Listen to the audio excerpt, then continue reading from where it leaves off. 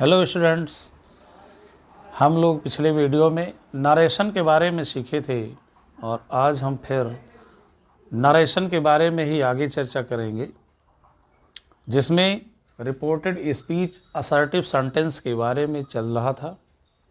और यहाँ पर दूसरा सेंटेंस हमने लिया है कि आई सेड टू हिम, मैं उसे कहता हूँ, you are not reading your book, आप अपना पुस्तक नहीं पढ़ रहे हैं। ये सेंटेंस असर्टिव है, प्रेजेंट कंटीन्यूअस टेंस में है, इसलिए इसे इनडायरेक्ट में जब हम चेंज करेंगे तो हमने पिछले वीडियो में बताया था कि जब रिपोर्टेड स्पीच यानी डबल रोटेड कामा में जो सेंटेंस बंद है, अगर वो असर्टिव सेंटेंस है तो कामा के स्थान पर कंजंक्शन दैट का प्रयोग किया जाएगा। और यहाँ पर रिपोर्टिंग वर्ब का ऑब्जेक्ट हिम दिया हुआ है, इसलिए इससे को टेल में बदल देंगे। और उसके बाद में ध्यान देना है कि यदि रिपोर्टेड स्पीच का सब्जेक्ट अगर सेकंड पर्सन प्रोनाउन यू है तो हमेशा इसका परिवर्तन रिपोर्टिंग वर्ब के ऑब्जेक्ट के अनुसार होता है।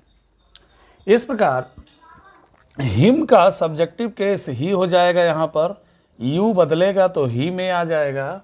और इस प्रकार इसमें टेंस में कोई परिवर्तन नहीं होगा। क्योंकि रिपोर्टिंग वर्ब प्रेजेंट टेंस में है या फ्यूचर टेंस में है, तो रिपोर्टेड स्पीच के टेंस में परिवर्तन नहीं होता है। इसलिए यहाँ पर यू के अनुसार हेल्पिंग वर्ब आर था, तो ही जब आ गया यहाँ पर तो सिंगुलर इज हो जाएगा। और नॉट रीडिंग तो लिख दीजिए, क्रिया में कोई परिवर्तन नहीं। यहाँ पर यू के अनुसार अपने की अंग्रेजी योर है, तो यहाँ पर ही के अनुसार अपने की अंग्रेजी हिज हो जाएगा। और बुक को बुक लिख करके फुल स्टॉप लगा देंगे। ये सेंटेंस इनडायरेक्ट में हो गया। ओके, सेकंड सेंटेंस पर हम लोग चलते हैं। मोहन सेज, मोहन कहता है कि he does not go to school with his brother, वो अपने भाई के साथ स्कूल नहीं जाता है। डज नॉट लगा हुआ प्रेजेंट इंडेफिनिट टेंस है। रिपोर्टिंग वर्ब का अब ऑब्जेक्ट यहाँ पर नहीं दिया गया है,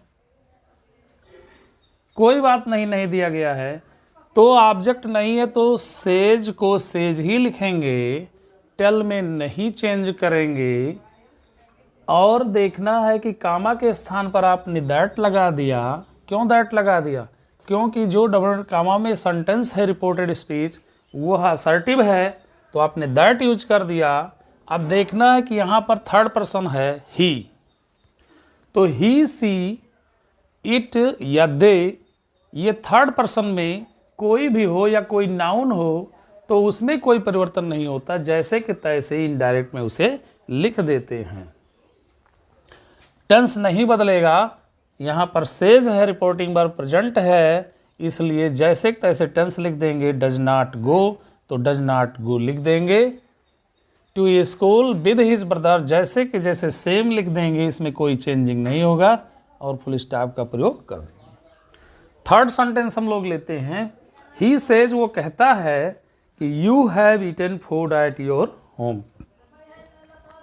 तुम अपने घर पर भोजन खा चुके हो, प्रेजेंट परफेक्ट टेंस में है, हैव लगा हुआ है और क्रिया का थर्ड फॉर्म है।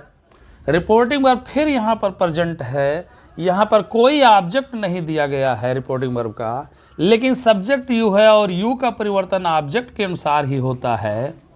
तो अब क्या करेंगे, जब कोई ऑब्जेक्ट नहीं होगा तो आप अपनी स्वेच्छा से ऑब्जेक्ट न होने पर इस यू का परिवर्तन ही, सी, दे या आई, बी, इन 5 प्रोनाउन में से किसी एक प्रोनाउन में आप अपनी स्वेच्छा के अनुसार लिख सकते हैं।